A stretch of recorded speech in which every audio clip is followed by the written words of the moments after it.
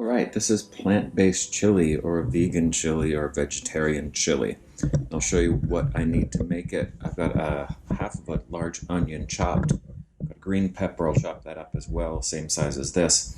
I'm going to put the mushrooms into slices. And obviously I have chili powder, chili with an I. So chili with an I is a mix of powders. It's not just hot chilies ground up. That's paprika, cumin, garlic powder, onion powder, oregano, and smoked paprika. That's what's in most of those. So there's nothing spicy in that. You can add as much spice as you want with like cayenne pepper or something. Then that is just cocoa powder, not hot chocolate mix. You'll notice there's no little marshmallows in it. It's like baking cocoa powder. There's no sugar in that. Can of diced tomatoes, a bottle of white kidney beans, and lentils. So these are tiny lentils. They're not the flat ones. They're a little bit smaller than that. All right, I'll start my frying pan and show you how it's done. So I have my frying pan on a medium-high heat.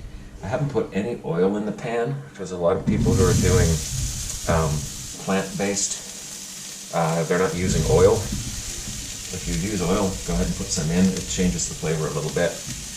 And we're going to let those cook until they're softened. And I'll put some salt in now. I've got smoked salt.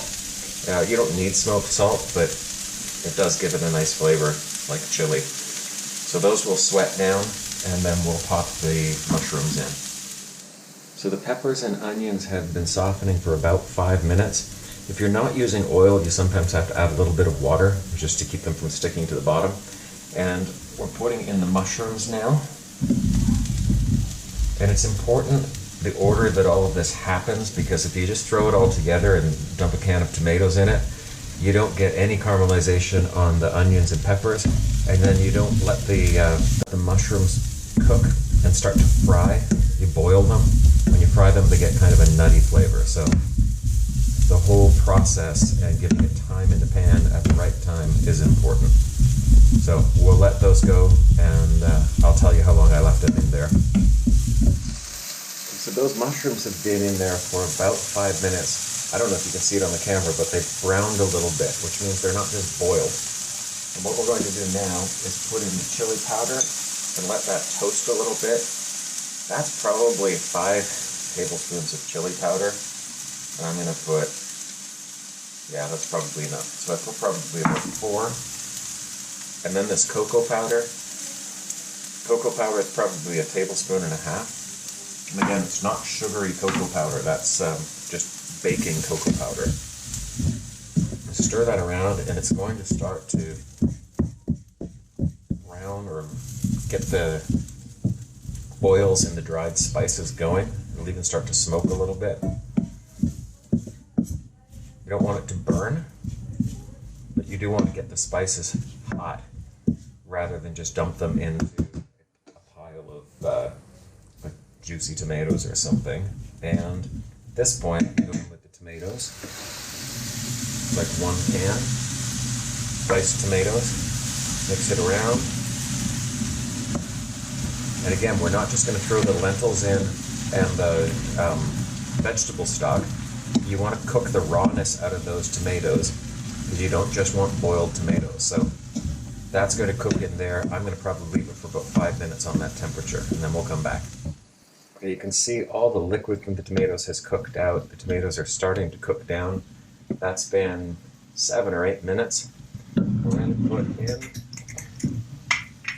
the lentils. And with these, I just measure them kind of by handfuls. Maybe like 4 in this size of a frying pan. It's not just supposed to be a lentil stew. And those will cook down, and that kind of gives you the meat texture, because they don't go to mush. They maintain a little bit of their firmness. And this actually, my youngest son, who's a dedicated meat eater, says he doesn't care if I put meat in the chili anymore because he likes this just as much. So those lentils are in there, and then I've got some vegetable stock. That's about 2 cups. Don't know if I'll use it all. I'm going to cover it.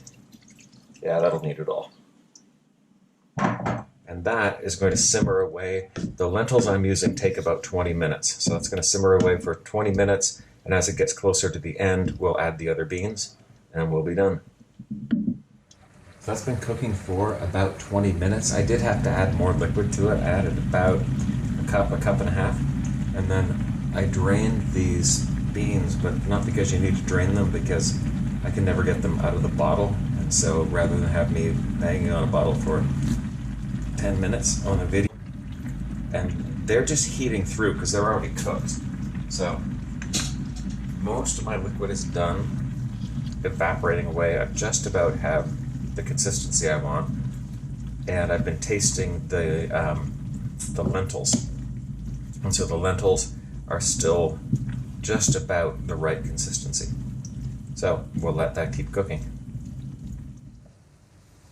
So you can see how thick everything's become. Once that cools down, it's going to thicken up even more. And I pulled a little bit out a couple of minutes ago so I could taste it, because otherwise it would burn me. That's chili. There's no need for the meat in that.